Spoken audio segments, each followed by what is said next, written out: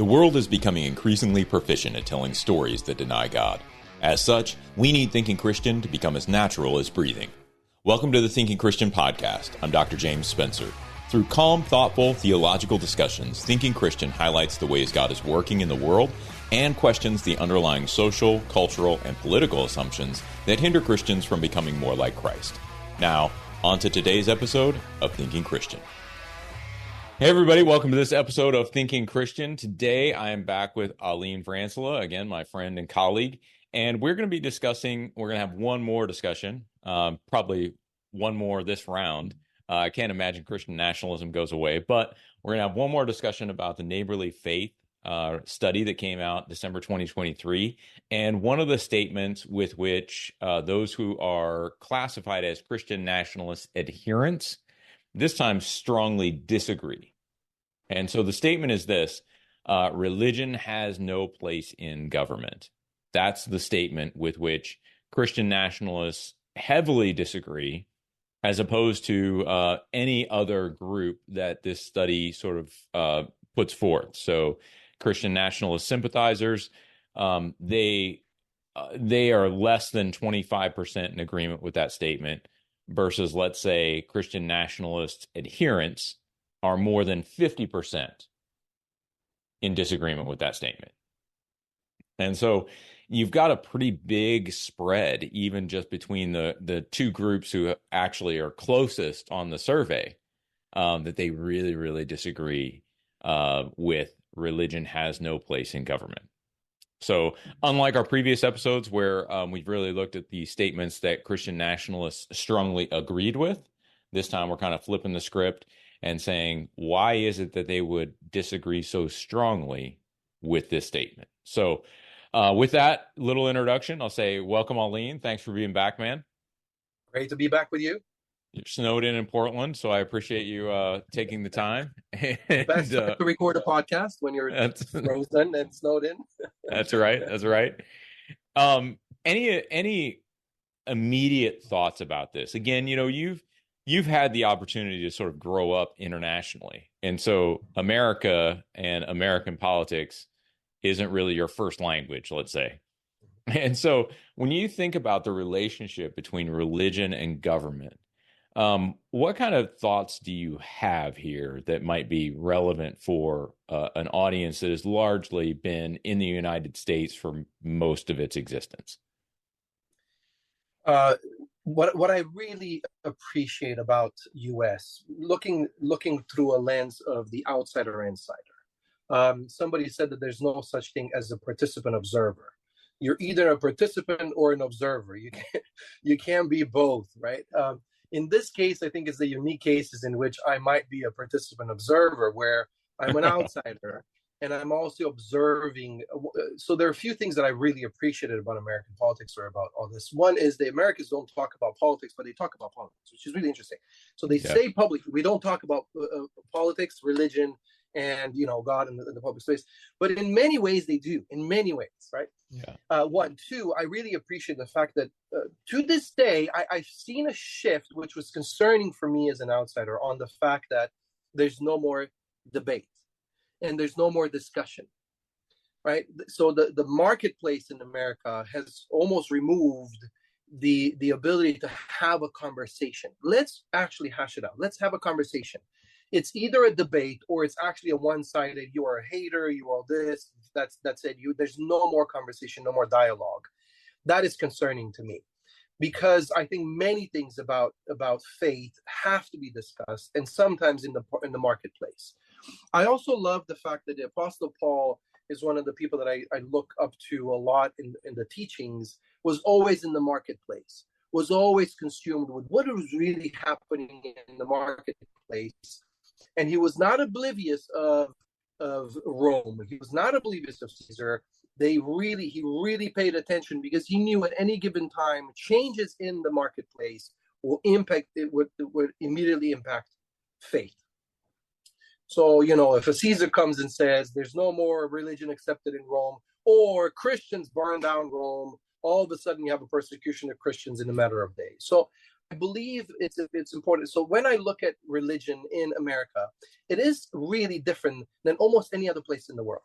It's a unique place to have that. And I'll start with the concerning, and then I'll go for positive. The concerning is the juxtaposition of the American culture with what faith is. One is saying that there's no such thing as an American, religion, like one, Christianity, even though the nationalists are claiming it to be, a Christian nation, and we talked about that. But there's no such thing as that. Although the American culture wants to blend in almost every faith in America and really capture it for itself. So that's immediately that I can see as an outsider, some of the things that are happening, the discourse and some of the ways that are positioned in the area of blurring the lines between what's faith and what's actually a culture in America. Yeah, and I think that's a really important point, man. I appreciate you bringing it out, because I think that blurring of the line between church and state is actually a biblical and theological problem. For some of us, personal finances aren't just personal. They include loved ones, neighbors, the communities we call home, and the causes we hold in our hearts. At Thrivent, planning your finances is bigger than just money. We help you put your plans into motion and faith into action so you can do more for the ones in your heart. Because sometimes all you need to make a difference is someone to help you make it happen. Thrivent, where money means more. Connect with us at Thrivent.com. And so if we can look at Scripture and discern two separate entities, church and state, which I think we can. Romans 13, I think, makes it quite clear that there are governing authorities. That passage doesn't speak to state specifically, but there are governing authorities that God has appointed that are separate from the church. And the church is to have a specific sort of relationship with them based on the mutual authority of God. So in other words, because both sit under the authority of God, what Paul is telling the believers in Rome is he's saying, look, the state is under God's authority. You're under God's authority. You're obeying God when you're obeying the state. Now, ultimately, when the state doesn't obey God, you're still obeying God. And so that can create friction and rub, right? But I think the state is not the church, and the church is not the state. Yes. Now, I think one of the interesting things that sort of, again, blurs that line between the two, and when we're looking at this statement, it's really specifically about religion. And so there's something to be said about the distinction between church and state. There's another thing to be said, I think, about religion and the state. So if we look at something like First Amendment, we have the Establishment Clause, or the prohibition of the establishment of religion by the state, and then the free exercise of religion. What I find fascinating is that clause doesn't preclude the state from doing religious sorts of things. And so even though they couldn't point to, let's say, your Southern Baptist church down the street and say, we're establishing this as the national church, the United States can use and leverage religious language. It can pull in ceremony and ritual, and it can, in essence, create a civil religion. This is something that goes all the way back to like Rousseau. He posited that the government needed to have some sort of civil religion that would be broadly tolerant of almost any sort of belief system, and would allow the governing authorities not to be subject to the clerics. And so, in other words, he didn't want the church to trump the state. He wanted the state to remain in charge. And to do that, he felt that there needed to be some sort of broad consensus about specific theological topics that would be sufficiently broad to cover all the world religions, but not necessarily preclude the exercise of those religions. Now, Rousseau was interesting because he also said that religious tolerance was necessary. In other words, religions had to tolerate, right, what was going on with other religions. So yes, as we look at this today, Christianity is an exclusive religion. And what I mean when I say that is that we believe that it's not that we just believe it. It's that God has revealed to us that the reality is the Bible is the authority, that Christ is the only way, and that all these other ways are providing false hope, that they are providing false teachings, and that Christianity is the only religion. Now, we are not militant about that, which I think is part of what Rousseau was concerned with.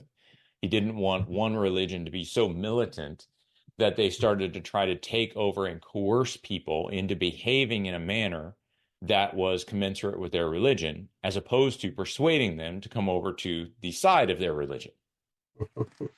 Right? That's a big difference. And so, the separation of religion and government, I think, is sort of problematic as we look at it, because what you have is established religions, Christianity, Islam, Hinduism, Judaism, all those sort of established religions. Then you also have what I would call secular ideologies, right? We've seen a number of writers argue that things like critical race theory or the whole woke movement is religion-esque, or sufficiently analogous to religion that we might as well treat it like a religion, but it's not officially recognized as a world religion. And then you also have civil religion, which we most often ignore. We sort of leave that one alone because it feels very innocuous, right? And it feels accommodating of all faiths. And so when something is accommodating of all faiths, it doesn't feel like an enemy of any of those faiths. But the reality is, it kind of is. So, yeah, any thoughts or comments on that? Yes, I have a few observations. I actually really appreciate the excursion through the history of U.S., because I do think U.S., even though it's a relatively new country. I mean, 250 years. I mentioned this. My hometown is from the 1500s. I spent some time in England, and when you are there, it's fascinating that you get a sense that England is an old, wise person, and America is a teenager, and they treat it like that. Like America is like, basically the attitude is like, we've done that. You'll grow out of it, right? We've experienced that. But in many cases, America has done things that are unprecedented, and it's the reason that it's called the greatest experiment, because it's done some things in the way that it's created a space. Somebody gave an example of how the socialism in Scandinavia and Norway is a good example of something that America should thrive for. And I argued significantly the fact that America is unprecedented because it has 192 nations living together with, I think, 192 religions coexisting in a way that is unprecedented, because in Norway you have 5 million people that are basically of the same belief, mostly, and even then sometimes they have a hard time. So how do you do it? In when I lived in Chicago, I was in a building apartment that had 400 apartments, and I think all the 192 nations were represented in that building, right? And you learn how to actually coexist really well. But learning the history of how America has had to learn about some things and put some things in place is really powerful. What I think it's one observation that I have when you talk, I love first you argued the idea of religion. What is religion? And if you go for how misunderstood it is, so when a Christian nationalist that identifies himself as a Christian nationalist and then answers a survey, when they make the statement, I want religion to actually have a significant place in the government, I'm quite certain they mean Christianity. And they're not thinking religion, right? There was a conference one time on religious freedom, and somebody made the observation, you're here because you want Christianity freedom, right? Not religion. Because if you truly want religious freedom, that would bother you that Buddhists next to you, the Islam next to you, would have the same religious rights and you would have right next to you in America. But they're not fully wrong, being very careful with the statement, because my understanding is that the word religion has a Christianity origin. And it initially meant, and Augustine, I think, argues with this hardly, and says he was bothered by the use of the word religion, because initially religion meant the worshiping of God, basically a Christian God. but then it was used mostly for social relationships. For some of us, personal finances aren't just personal. They include loved ones, neighbors, the communities we call home, and the causes we hold in our hearts. At Thrivent, planning your finances is bigger than just money. We help you put your plans into motion and faith into action so you can do more for the ones in your heart. Because sometimes all you need to make a difference is someone to help you make it happen. Thrivent, where money means more. Connect with us at Thrivent.com. And when people were using religion, they were using it mostly for social relationships. And I found that interesting that the word has evolved now all the way to millennials and Gen Zs. It would be interesting to see if there's such a thing as a Christian nationalist Gen Z, right? And we need to explore, are there any such things as Christian nationalist millennials or Gen Zs? But I think when you ask a Christian nationalist Gen Z or a Gen Z about religion, they're fundamentally opposed to the concept. And church now, even the separation of church and state, I think there's a separation of church and generations. Gen Zs, and even starting with millennials, they're having a hard time really identifying with what the church is trying to do in the marketplace and in the space. So I'd be very curious to know, even from your perspective, how do you feel like we even define what a Christian nationalist is saying religion has to have an important role? Are they meaning Christianity? And if that's the case, that would make sense. That statement would make sense from a Christian nationalist perspective. I think within the Christian nationalist framework, you have to assume that they mean Christianity. And I think we have to read this statement in relation to some of the other statements that are correlated with what it means to be a Christian national adherent, which include, the true culture of the United States is fundamentally Christian. The federal government should declare the United States a Christian nation. Even things like public schools should allow teachers and coaches to lead or encourage students in Christian prayer. Even just that qualifier of Christian prayer, I think is really important. And so, yes, I believe that when we're looking at this statement, what people who are answering the survey have in mind, it almost has to be Christianity. Where I would tend to, where I would tend to take some exception to this is that, two things. Number one, if people think that Christianity should be involved in the government, there are mechanisms for Christianity to be involved in the government, right? You can have Christians in office. Yes. You can elect them. You can advocate for Christian policies, let's say. And I use that term very loosely. By what I mean by that is policies with which Christians would see an alignment between the policy and some biblical teaching, right? So we've got the easy ones like no abortion. I've said before, Roe v. Wade was not good. Dobbs v. Jackson is not any better. It's a political compromise, and we can't pass that off as Christian. At most, it's conservative. It's certainly not Christian, because all it does is it changes the governance structure that determines whether or not abortion is legal. It does not prohibit abortion. And so in those cases, what we're seeing there is we're seeing not a Christian instantiation of policy, right? We're seeing a policy that might move, we think, maybe in the right direction, right? Because some states are going to ban it altogether, or some states are going to curtail certain practices or what have you. But it is still not a Christian decision, because the Christian decision, and the only Christian decision, is no abortion. So we've got to be careful with that language. But I think the idea of having religion involved in government here, what I would say the danger in my mind is that in joining forces with the state, when religion joins forces with the state, I have my doubts that the church is capable then of playing a different game. So let me explain it like this. We've all played Monopoly, probably. Like, Monopoly is a fairly popular board game.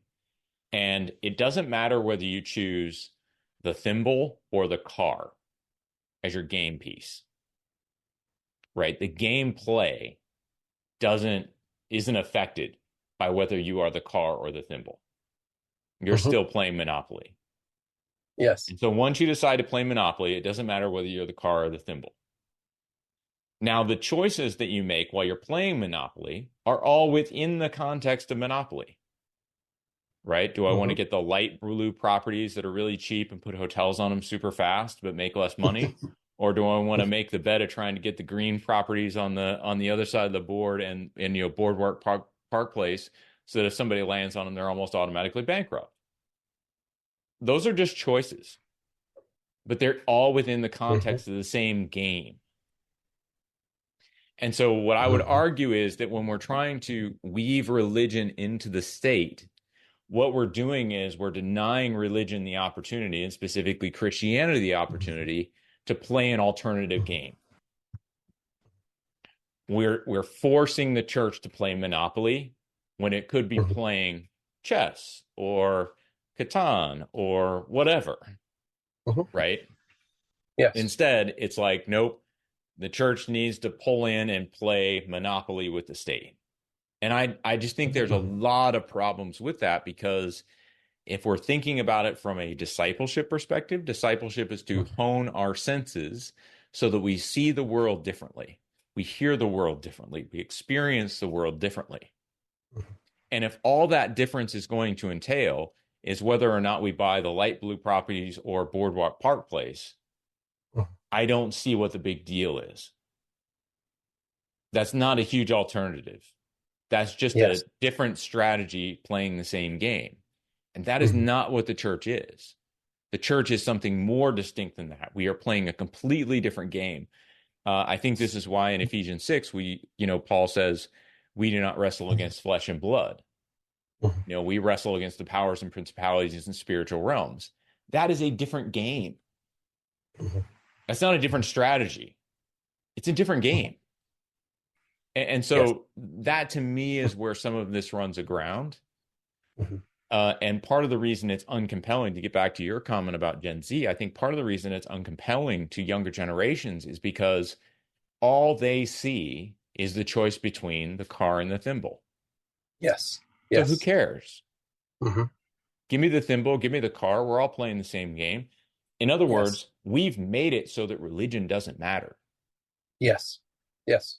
At the very least, it doesn't matter. Yesterday thing. In such a significant way or a sufficient way that it would be compelling to people. Right. And so if I can hold conservative beliefs and not worry about going to church on Sundays, why wouldn't I? It seems like an unnecessary trip. And so I think the church just has some work to do here. But this statement, religion has no place in government, I would actually tend to be in stronger agreement than disagreement with it. Not in the sense that I think Christians shouldn't participate in government. I don't have any issue with Christians holding office. I don't have any issues with Christian voting or any of that, right? But I do think that the two realms, in order to remain distinct, religion cannot play the political game on the world's terms. And I think that's a crucial point, on the world's terms. If we're playing on the world's terms, we're really no longer the church. Because the church does not play games on anyone else's terms other than God's. It makes us disagreeable people, kind, compassionate, all of those different things, but also very disagreeable. We're going to rub against people. And that's what I think it means to be salt and light. Hey everyone, thanks for joining us for part 1 of our conversation regarding religion's place in the government.